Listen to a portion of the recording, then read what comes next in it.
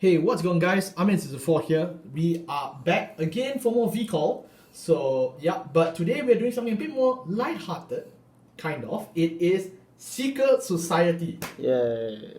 So, for those of you who play Zero or were alive during 2014, this is the Seeker deck. I mean, it's not really a deck. They kind of just brought back the main core, which is TSD and BBS. Which is enough PTSD Which is for enough most. PTSD for most people. And this is the same art they use for the rank reward for Zero. So if you're definitely from the mobile game, this is nothing new to you. You've lost at least 9 times to this deck, I'm willing to bet. So let's actually break it down. It's very simplistic. It's very similar to the way you play in Zero or even the OG game. There are different ways to play Seekers because they're relatively generic of an engine. You can play them with Jewel Knights, you can play them with Sanctuary Guard, I've seen. But this is a deck that focuses strictly on Thing Saver. So please do not ask me in the comments why I'm not playing this, not playing that. It's a pure deck, okay? So it's purely meant on him to try and bring out the best and sadly worst of Thing Saver. Hey, let's start with the great trees. We have Seeker, Thing Saver Dragon at not 3. 4 copies, 4. of course. Because, you know, as everyone knows what Thing Saver, I think most people remember what Thing Saver's skill is. He's continuously riding on top of each other. But his first skill is, when he's placed on Vanguard Circle, you counterblast 1, you search your deck for his Legion mate, which is Blaster Blade Seeker, and then you call him to a Vanguard Circle. And this copy, this copy will gain 10,000 power for each force marker that you own. So on the first turn, if you have, say, where's the force? That's my force marker, isn't it? Yeah, wait. It's not. Let's just use force. Force. Okay, so let's say, okay. I put it in the Revenges. Okay, in this example, let's just use force 2. So let's say you have 1 force marker, 1 force 2 on your Thing Saver. You can Blaster Blade Seeker will gain 10k. So you become like 18k, 20k liter. You have another force marker, it becomes 30k. You have another force marker, it becomes 40k. But just remember, it's only the copy that you call out using Thing Saver skill. So don't think that, I can call any number of Blaster Blade Seekers and they're all 40k liters. No, it doesn't work like that. Generally speaking, you do want to play Force 1 because you're going to be rewriting a lot. you're going to be rewriting so quite a lot. Although the second skill, it kind of gates on your right claws, but I feel that Force 1 is still fine. I mean, you can play Force 2. No, but then also we'll explain why you don't play Force 2 later. Yeah, there's another reason why I don't play Force 2. Okay, but his second skill is the reason why he has created so much PTSD for people over the years. Is at the end of the battle, he attacks. If you did not ride this turn, so you have to stay on TSD for 1 turn. No, it's not just stay on TSD. You must not ride. You must completely skip the right phase. So you can't even ride a Thing Saver on turn 4. On turn 4, you just cannot ride at all. You have to use the same copy from turn 3. Yes. Then you Soul Blast 3. You can put 4 cards from your drop zone back to your deck. So so it's basically the requirement for Legion in the old days. You can put them back in the deck, and then you can write a copy of Thing Saver Dragon from the deck as stand. But then he will not lose any drive checks. So you can twin drive again. Then he also will be able to proc his on-play skill again to get enough to Soulmate Legion with Blaster Blade Seeker. Except now it's not from the soul, but it's from the deck again. And he gets to call it. Yes. So and then he also gain 1 more force marker. So generally speaking, by using Soulmate Legion, I'm still calling it that. You essentially, when you get this copy, you get another copy of Blaster Blade Seeker, which means that in your 1 turn alone, you can generally get 5 attacks, if I'm not mistaken. Yeah, 5 attacks. 3 rearguard attacks, 2 TSD attacks. Yes. How threatening are each attacks? Well, it depends on you, but that is generally the ceiling, the average ceiling of a TSD game. On turn 5, you are looking at 4 attacks with 4 drives, which is not that bad, okay? Turn 3, it's a bit of a sitting duck because, as you can see, it doesn't do much on turn 3 besides the spawning of Blaster Blade Seeker. So you have to try and get the most tempo out of it because it's not a bad skill. It's just considered by some not good enough on turn 3, but judging by the way V-Call has actually turned out, I would say TSD is actually one of the better decks. Yes, if you compare it to what V has had before, it's not that great. But V-Call as a whole plus Heal Guardians, I think this deck is still pretty fine. And I also like to say that Thing Saver and Gensler are the only 2 royal bosses that actually don't rely on counterblast. So it's a refreshing case for Royal Paladin, which is commonly known to rely on a lot of counterblast. So to have a boss that isn't copiously using counterblast every single turn is very convenient. I mean, he Alright. only used one CB for Thing Saver, so it's really good. Yep. So our grade 2 lineup, it's quite simple. 4 Blaster Blade Seeker, 3 Loading Angel, 4 of King Liverot, as well as 3 copies of Diaconnect. I'm just going to cut through the easy ones first. Diaconnect, his skill is when placed on the rearguard circle. If you have another card, If you have another card in the same column as him, you soul charge 1. If it's a trigger, he gains 10. So you generally never lose out. Even if you soul charge a trigger, you still kind of get that trigger power back. Soul is obviously needed because we are soul blasting 3. That's pretty much all it is here for. It's a nice body you can throw around for early aggression. It gives you a soul charge, and it's a potential way to net back your trigger. So honestly, it's kind of okay. Yes. And now we move on to King Liverot. King Liverot, the gold standard of every Royal Paladin card. He's probably still the strongest trial deck card to have ever been released. Because his skill is Yeah, he's pretty good. Because his skill is when placed, counterblast 1. You search your deck for any grade 2 and you may superior call it. If you do not have any face up counterblast, you may soul blast for this cost instead. And you have plenty of counterblast and soul blast, so honestly, it's not that big of a deal. It is always going to be searching out a card. Yes. So you may be wondering, what would I like to search with Liverot? Well, you generally have 2 options. The first is, of course, Loading Angel. Loading Angel skill is at the end of the turn, if you have 4 cards on the field, you counterblast 1, move this your soul, you draw 2. This is one of the main ways you spend your counterblast, although it's kind of a once per usage copy because it disappears unless you soul blast it and you put it back from field drop for Legion and then you get it again. But generally speaking, you don't have to go that far. You tend to use this skill about once or twice per game. It's the same kind of as Diaconnect, where it's like an easy body to throw around. Yeah. But the benefit is obviously that you get a +1. You net back this copy because it's a draw 2. So you cycle for 1 and then you get another card. And the fact that you can search it out with Liverot also makes it slightly better, because sometimes you don't want to search out all your Blaster Blade Seeker too early. And honestly speaking, it's not that bad because of the fact that even though you do the cycle 2, you are still cycling cards, which means you use this for early aggression. It's a 9k base, but you cycled it and now you get new cards. So you could help yourself with defending from turn 3 to turn 4 or even helping for your turn 4 discard. It's not that bad. And it clears spots in the front row, which we will explain more why that's important. We move on to the Legion mate that has been highly alluded to, which is obviously Blaster Blade Seeker. Unlike Kaitoshiki, we did not receive this card flying around from the moon. We had to buy this from our playset. But unlike Kaitoshiki, we actually have 4. And we know how to play it. Yes. So let's break him down. He's very simple. So Blaster Blade Seeker has 2 skills. His first skill is that when placed on Vanguard or Rearguard Circle, you may discard 1 card from your hand, choose one of your opponent's front row rearguards and retire it. And if your Vanguard with Seeker in his name has the same grade or equal to or less than the same grade as your opponent's Vanguard, he original critical becomes 2. So basically he gains a force 2 effect through this. So the first skill is very typical of Blaster Blade, but the extra crit is also very nice. And he doesn't require counterblast, he just requires a discard. So even though you're minusing 1 by sniping one of your opponent's rearguards, you're kind of trading a 1 for 1. And the +1 crit's nice. It's original crit being 2, which is one way to just tell you don't play force 2. But you can use this as early as turn 2 if you get the condition. Or obviously on your turn 3 TSDs. Your turn 3 TSDs, this is really the only pressure, to be honest. But then it's only if you go second. It's only if you go second. But if you go first, I mean also you're hitting for higher numbers anyways. So. Yeah, because of the force markers and whatnot. And also because your opponent's only 9k or 10k. So unless he's playing Compass Line. So of course he's Compass Line. Then he balances out. Okay, so but his second skill is the more interesting one, is that at the end of the battle he attacks. If you did not ride this turn, you may put him to the bottom of the deck and draw 1 card. So this basically solves the problem of in the event that you have way too many Blaster Blades either on field or on hand, and then you have none in your deck. So basically Thing Saver's first skill becomes useless if you can't search one from deck. Now you can cycle 1 back to the deck and also draw 1 card.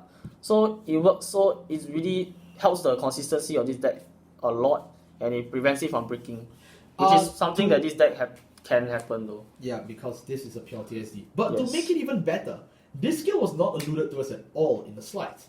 And by setting it to the bottom of the deck, just like how Loading Angel actually puts it on the soul, you clear your front row slots to really extend when you go into turn 4 with Thing Saver. So that's really good, I quite like that. So let's move on to our grade 1s. Our grade 1s, we are playing Okay, we are playing 4 copies of the Little Sage Marin, 3 copies of Lucius, 3 copies of Wingar Brave, and 4 copies of Laurel Knight Sizzlers. And then we also have 1 copy of this guy. I think it's Sindigal. I think that's his name. Okay, so let's start off with Wingar Brave. So I think everyone remembers Wingar Brave. He was on the MLB trial deck. His skill is that when he boosts, when he attack, when his attack or the attack that he boosted hits, you may search top 7 for a blaster. Blaster. Search it yourself. Okay. There's only one blaster. Yeah, there's only one blaster in this deck. So you can search out for your Blaster Blade Seeker and add it to your hand and shuffle your deck. So note, this has no discard cost, so It's free. It's free.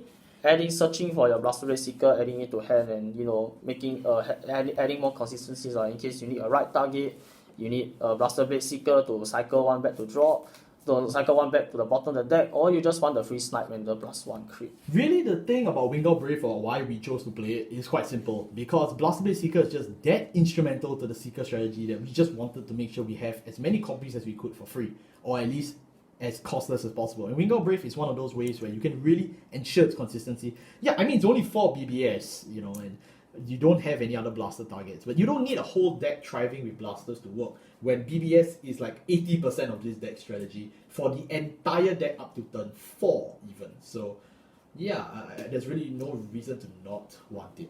I mean, if you're playing a fusion deck, then this is definitely one of the slots you can end up cutting, because you have better options to play. But in our opinion, since we are playing pure Seekers, we would like to go back to 2014. Let's play Wingar Brave. Okay, so let's go into Lucius.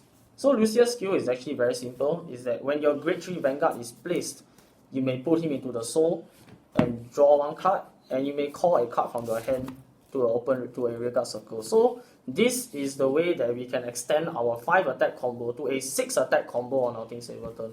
And that's also why we cleared slots with stuff like Loading Angel, because we do actually want... No, but Loading Angel is end of turn.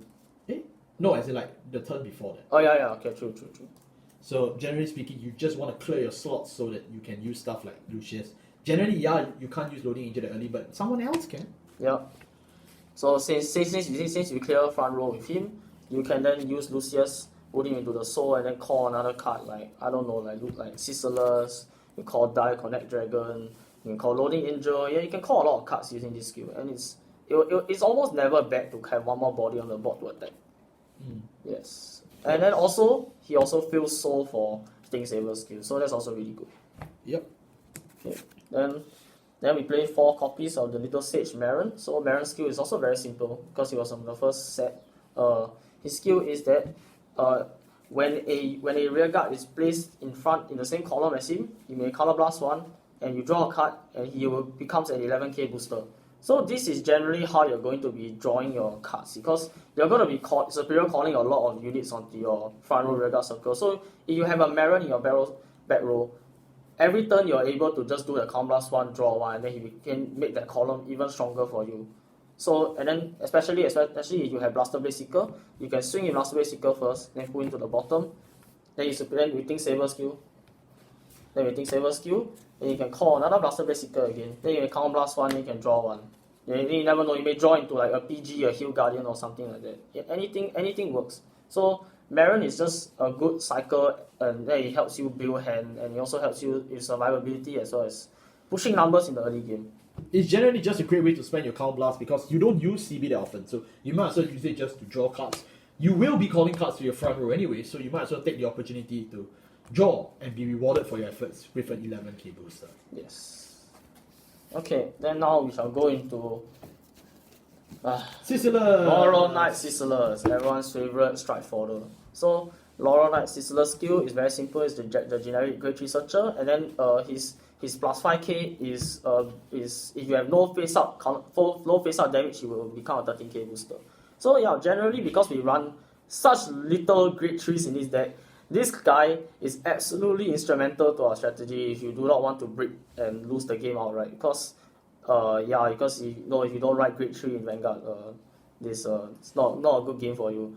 but also but Sisterless also is also a dilemma with Sisterless because Think Saver is one of those decks where you actually don't want to have excess grade 3s in your hand. You want to make sure that all your grade 3s are in the deck so you can superior write them. So that you use this until you actually have just enough to survive. You don't want to over net search everything and then you look at yourself and like, oh wow, I have all 4 in hand. You know, that's generally not what you want to be doing. Yeah, you just like Sanctuary Guard to an extent, you just want to get just enough to survive. And playing 4 Sisterless will provide us with just that. It's something not too excessive, but it's also not like, oh, I need to Destiny draw into, Think Saver. So yeah. Yeah. Okay, then we have the final slot, which is Senegal. It's a flex spot. So if you've been counting, right, we actually have quite a number of cards that actually build soul. That actually we end up with excess soul for Think Saver because Think Saver only needs 3 soul per turn. If you write over him, there's the original copy of Think Saver, there's 1 soul. Then you have Loading Angel, which is another soul. You have Sisterless, which is you have Lucius, which is another soul, and you have Dire Connect Dragon, which is another soul. Charge. So you actually may have enough soul that his skill is very simple. Is that when he attacks or boost, if your opponent's Vanguard is grade 3, you can count soul plus 1 and he becomes an 18k booster. So it's just a very simple number card that can use for big numbers and it can actually end games. But because he doesn't really add anything to our engine, that's why we only play it as a one-off. Alright, that wraps that up, and now we go on to our grade zeros very quickly. For heals, we play no heal guardians because we really want the right consistency for TSD. It reaches a stage where if you need to V-assist, it's honestly better. We play 6 draw for PG. 6 draw because it's obviously PG line deck. 6 crit, why not? Yes. And a Bug starter. Yes. So as you can see, it's really simplistic to build this deck. There is no funky trigger setup, there's no special tech, nothing. It's a very straightforward Royal Paladin deck. In fact, it's almost as easy as buying just an MLB deck out of the box. It's literally that generic to build if you want to play something more on the purist side. Of course, TSD is generic enough that you can afford to play in infusion decks like, Sentry Guard, Ganslot. Ganslot? Yeah. Oh, because it's stupid Augustus, right? Yeah, we got Augustus. You're wondering, we're actually not playing Augustus in this deck because we've done some testing and Augustus, honestly, the CB one to gain twin drive on turn 2 is not as consistent as they would like to. It's not as rewarding either. It's just a filter. It's like, great job, you now play this card to filter what next. It's like, if you're a Ganslot player, then I feel really happy for you. But if you're a Think Saver player, it might be better to look into other options. Yep, and that actually wraps it up for Think Saver. Yes. One of our fastest V-Call decks because of how simplistic this is, but it's just really sad that we took a bit of time to search through the cards and the background because of some reasons. But beyond that, I'm quite happy to actually cover this deck. This deck is honestly the one that most people have experienced in playtesting because it was the first V deck for V-Call. And I say that it's actually aged well. It's not that case where people are saying, oh, it's going to be really bad that this is the first boss, it's quite balanced, and the rest will be super cool, like that Kaiser, everything will be tier 0, But no, I'm glad that we've actually been proven wrong to a large extent that it's not that bad as we thought. It's actually a relatively still playable deck, no matter how you build Think Saver, and it's definitely worth your money. Think Saver is one of the more expensive decks from V-Call, strictly because of the Seeker Society hype. But if you can afford that, just a bit, because you should. It's not gonna be cheap, but if you can afford that deck, honestly, I think it's fine. It's a fun deck to play. Thank you all so much for watching. Next video is going to be on Musketeers. So if you enjoy your plants in your freezing cold society, then I suspect you'll like our next video. Thank you all so much for watching. I'll see you all next time. Goodbye. Oh my goodness, is that possible? No.